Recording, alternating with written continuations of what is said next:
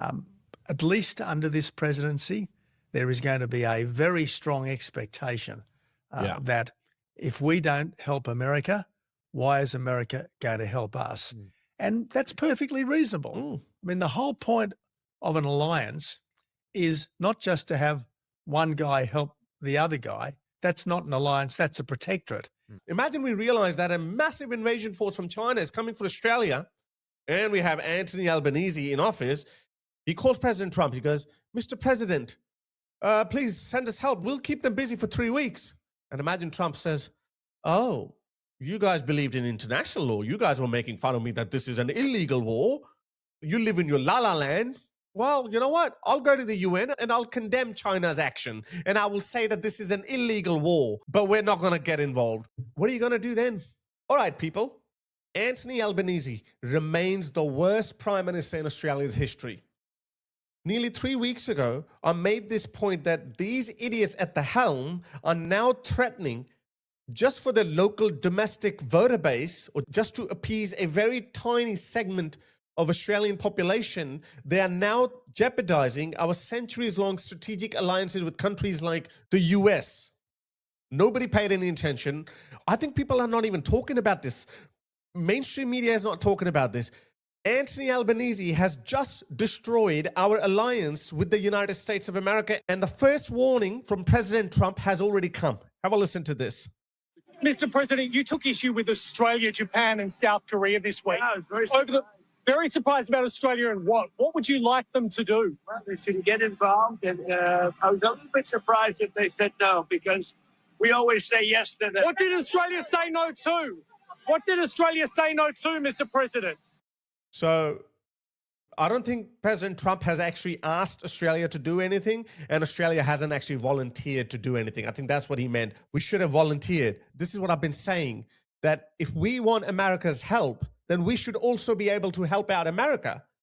Our entire defense doctrine is built on the idea that we will keep the enemy busy for 2 or 3 weeks max, and that would give enough time to the US to come to our rescue. Now, why would America do that if we can't send 2 or 3 planes or send something? Now, Anthony Albanese, just last week or the week before, I think last week, when he said, oh, we are sending a reconnaissance plane and 80 personnel, and they would only be involved in defensive duties. And that wasn't even for the US, that was actually on the request of the UAE. So basically, it's abundantly clear, Anthony Albanese is following in the footsteps of Keir Starmer, destroying our alliance with the United States. At least the UK have a whole Europe between them and their perceived threat, which is Russia. Who's standing in our way? We are all on our own. And Anthony Albanese is gambling with our strategic alliance. Now, I didn't talk about this again because I thought, maybe I'm not making a big point, because I haven't heard anyone make this point. Mainstream media is not talking about it. No one's actually talking about it. People are busy on which side of the war they're on. Most people hate Israel. They have this Israel derangement syndrome. And then if you hate Trump on top of that, then they are busy talking about that and genocide and, all that usual jazz. But no one is talking about, hang on a second, the US is our strategic ally. When you have these alliances, then you have to also prove that you are a valuable ally. And least of all, you don't just give a cold shoulder to the most important ally. So anyway, I didn't make that point again because I thought maybe, no one's talking about it. Maybe I'm looking into something that isn't even there. I'm not a defense analyst. I'm not a politician. I'm just a guy with some commonsensical questions. So Australia's former Prime Minister, Tony Abbot, just made the same point. And I want to play you this clip because I don't know why more people are not listening to Tony Abbot. He was our Prime Minister, I think, for only one term. So we went through a lot of prime ministers in 2010s. Pretty much everyone between Howard and Anthony Albanese, everyone was a one-term prime minister. And that's a lot of years in between. That's like nearly 14 years. So we never had stable leadership. And when we were living through it, because Australia was extremely rich at that point, John Howard left Australia with a budget surplus. Now we are nearly $1 trillion in debt. And these climate policies and all of these.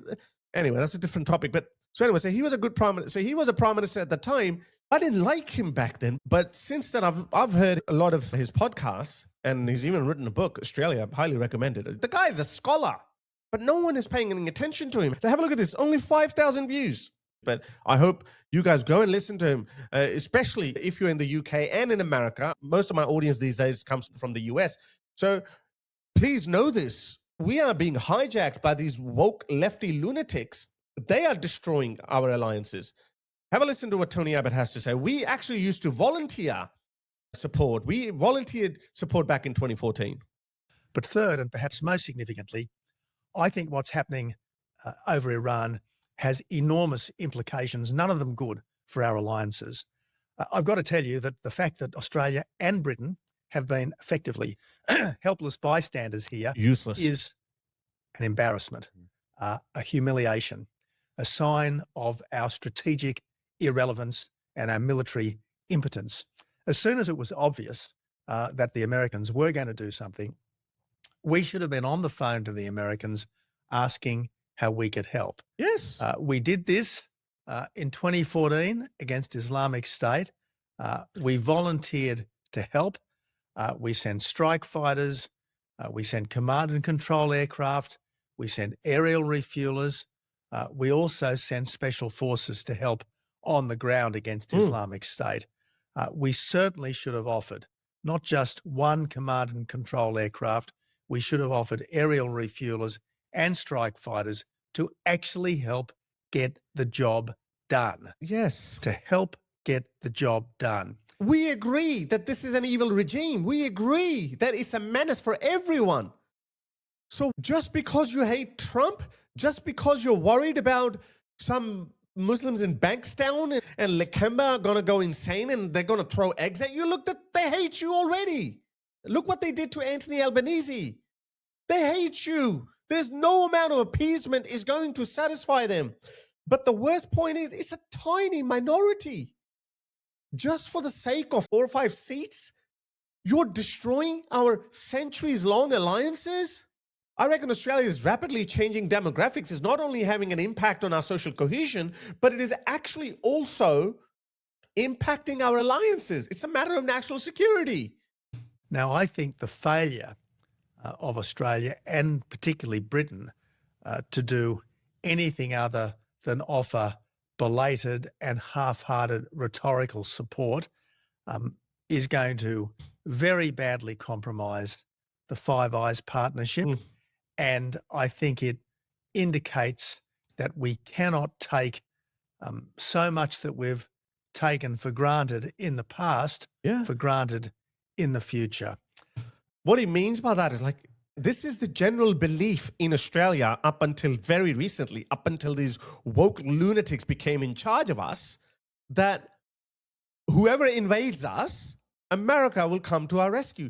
I made a tweet and some lunatic responded to me, and this is how stupid his argument was. He said, America will never abandon us because they have Pine Gap here. What? Imagine this. I'm not saying that there is any risk of invasion tomorrow, but that's not how alliances work. Imagine we realize that a massive invasion force from China is coming for Australia, and we have Anthony Albanese in office. He calls President Trump. He goes, Mr. President, please send us help. We'll keep them busy for 3 weeks. And imagine Trump says, oh, you guys believed in international law. You guys were making fun of me that this is an illegal war. You live in your la-la land. Well, you know what? I'll go to the UN and I'll condemn China's action. And I will say that this is an illegal war, but we're not going to get involved. What are you going to do then?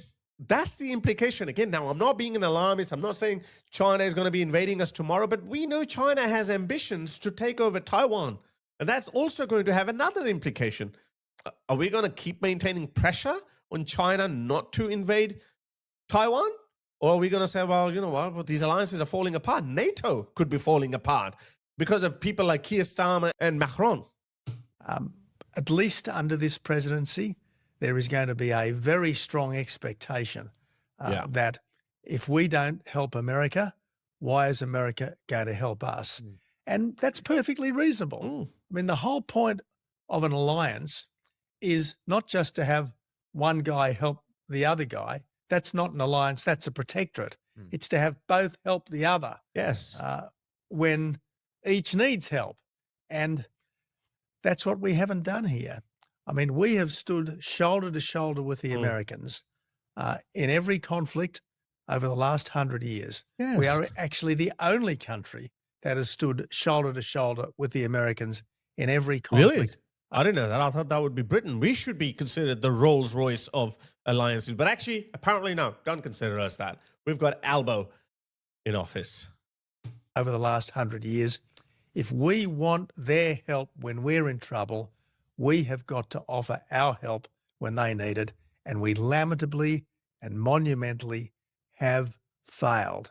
And that's not cleverness on our part. That's not shrewdness on our part. That's not being geopolitical realists on our part. Frankly, it's being weak, incompetent, and cowardly. And pathetic. I thought I'll share that with you because Tony Abbot recorded that probably a few days ago. But since then, President Trump's statement has come out. And obviously, this is a signal. This is him firing the first shot and saying, you know what? He said that before. We will remember. Of course, they'll remember. They also have to contend with the demand for isolationism. You don't know what's going to happen in 20 years' time in Indonesia. Look what they're talking about. It's not just China. Look what he's saying. He said that in Sydney. He came here, and no, he didn't say this in Sydney, but he's been to Sydney, he's been to Lakemba Mosque, and he's given a sermon there. And look what he's saying. He's saying, how can you even compare the Palestinian cause with the conquest of Rome, for example, or the complete conquest of Latin America, or the conquest of North America? Now listen to this part. Compare it to hearing the news that the Islamic fleet is sailing from Malaysia towards Australia. By the way, the Australians are scared to death of the Indonesians.